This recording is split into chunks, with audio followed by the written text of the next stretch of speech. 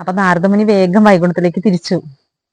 അങ്ങനെ ഭഗവാന്റെ മുന്നിലെത്തിയിട്ട് ഭഗവാനോട് പറഞ്ഞു, ഭഗവാനെ, അങ്ങയെ ഞാൻ സദാസമയം സ്മരിക്കുന്നുണ്ട്. ഭൂമിയിൽ പോയിട്ട് അങ്ങയുടെ ആ ഭക്തനെ ഞാൻ കണ്ടിരുന്നു. അദ്ദേഹം അങ്ങയെ 3 നേരം മാത്രമാണ് ജപിക്കുന്നത്, സ്മരിക്കുന്നത്. എന്നിട്ടും അങ്ങ് പറയുന്നു അങ്ങയുടെ വലിയ ഭക്തനാണ് അദ്ദേഹം എന്ന് പറയുന്നു. ഇതെങ്ങനെ സംഭവിക്കും എന്ന് ചോദിക്കുകയാണ്. അപ്പൊ ഭഗവാൻ ചിരിച്ചുകൊണ്ട് നാരദ മുനിയുടെ നേരെ വന്നിട്ട് ഒരു കുടത്തിൽ എണ്ണ നിറച്ചുകൊണ്ട് അദ്ദേഹത്തിന് നേരെ നീട്ടിയിട്ട് പറഞ്ഞു, അങ്ങ് ഇത് വാങ്ങിയിട്ട് ഒരു തുള്ളി എണ്ണ പോലും പോവാതെ ഈ വൈകുണ്ഠം ചുറ്റണമെന്ന് പറയുകയാണ്. അപ്പൊ നാരദമുനി സമ്മതിച്ചു. അപ്പൊ അപ്പോഴും ഭഗവാൻ ഓർമ്മപ്പെടുത്തുന്നുണ്ട്, ഒരു തുള്ളി എണ്ണ പോലും താഴെ പോവാൻ പാടില്ല എന്ന് പറയുകയാണ്. അത്രയും ശ്രദ്ധയോടുകൂടെ വേണം ഈ ഒരു എണ്ണക്കുടവുമായിട്ട് വൈകുണ്ഠം ചുറ്റാനായിട്ട്. അങ്ങനെ അദ്ദേഹം അത് വാങ്ങി വളരെ ശ്രദ്ധയോടുകൂടെ വളരെ കഷ്ടപ്പെട്ടുകൊണ്ട് മുനി വൈകുണ്ഠം ചുറ്റുകയാണ്. വളരെ കഷ്ടപ്പാടുകൾ സഹിച്ചുകൊണ്ടാണ്. കാരണം ഒരു പൊട്ട് എണ്ണ പോലും താഴെ പോകാൻ പാടില്ലല്ലോ. വളരെ ശ്രദ്ധയോടുകൂടെ തന്നെ വൈകുണ്ഠം ചുറ്റിയത് ഭഗവാന്റെ മുന്നിൽ വന്ന് നിന്നു.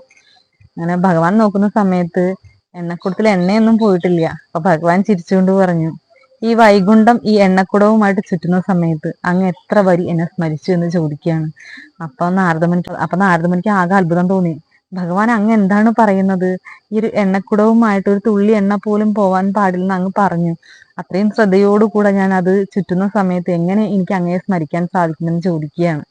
അപ്പൊ ഭഗവാൻ ചിരിച്ചുകൊണ്ട് പറഞ്ഞു, കേവലം ഒരു എണ്ണക്കുടവുമായിട്ട് ഈ വൈകുണ്ഠം ചുറ്റുന്ന സമയത്ത് അങ്ങക്ക് എന്നെ സ്മരിക്കാൻ സാധിച്ചില്ല.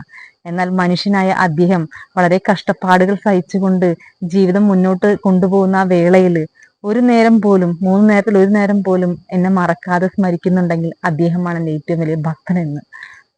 അദ്ദേഹമാണ് എൻ്റെ ഏറ്റവും വലിയ ഭക്തൻ. കാരണം കേവലം ഒരു എണ്ണക്കുടവുമായിട്ട് അങ്ങക്ക് അത് ചുറ്റുന്ന സമയത്ത് എന്നെ സ്മരിക്കാൻ സാധിക്കാത്ത അങ്ങ് എൻ്റെ ഭക്തനല്ല. പക്ഷെ ഒരുപാട് കഷ്ടപ്പാടുകൾ സഹിച്ചുകൊണ്ട് അദ്ദേഹം ജോലിക്ക് പോകുന്നു. ആ ജോലി സമയത്തും എന്നെ സ്മരിക്കുന്നു, പോകുന്ന വേളയിലും സ്മരിക്കുന്നു, ഉറങ്ങാൻ കിടക്കുമ്പോഴും എന്നെ സ്മരിക്കുന്നുവെങ്കിൽ അദ്ദേഹമാണ് എൻ്റെ പ്രിയ ഭക്തനെന്ന്. എല്ലാവർക്കും നിറഞ്ഞ ഭക്തിയോടുകൂടെ ഭഗവാനെ സ്മരിക്കാനായിട്ട് സാധിക്കട്ടെ. സർവം ശ്രീകൃഷ്ണാർപ്പണമസ്തു.